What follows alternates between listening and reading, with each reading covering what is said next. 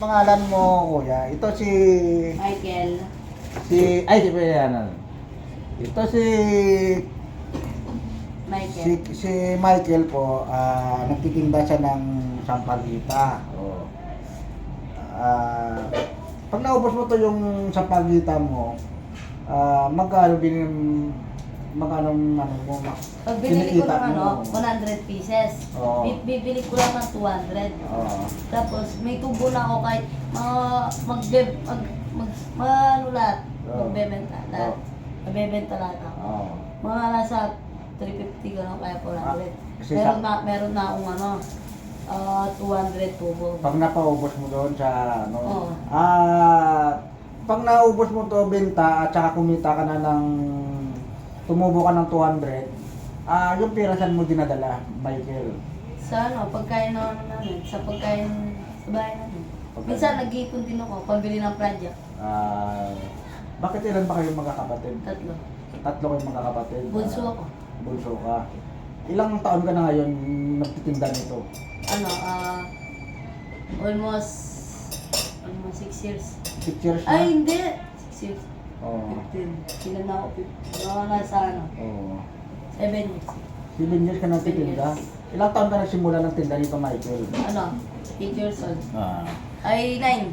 9 years old. Kasi 16 na. Tingnan nyo naman guys, ang sipag nito ng bata na ito. Bata pa siya, nagtitinda na siya ng sampagita. Almost 7 years na siya daw nagtitinda ng sampagita.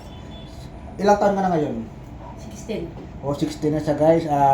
Ibig sabihin, 9 pa lang siya guys. Nagtitinda na siya ng sampagita, tumutulong siya sa kanyang mga magulang. Pagkatapos, nag-aaral ka pa. Yes. Anong year ka? Anong ano ka na, high school o ano? Ay, first year. Tapos high school. That that third, dapat grade 10 na. Yan guys ha, pag nakita niyo si Michael guys, dumaan sa ano nyo guys, bilihan mo sila guys na si Michael ng sampagita guys ha. Yan. Yan Michael, pag kumita to yung video natin Michael, malaki yung ano mo, baka makakatulong tayo sa inyo Michael. Yan guys si Michael yan. Sa pakiyan sabihin mo, subscribe at Hey guys, subscribe na lang po itong video na to. Maraming po salamat. Guys. Ma'am. Guys, baka ano to guys yan. Huwag natin kalimutan si Michael guys pag lumago yung ating video guys. Guys, Michael. Thank you po. Thank you. Maraming salamat po. Kasi sunod pagbalik ni Michael guys, i-interview natin ulit si Michael guys yan. Thank you po.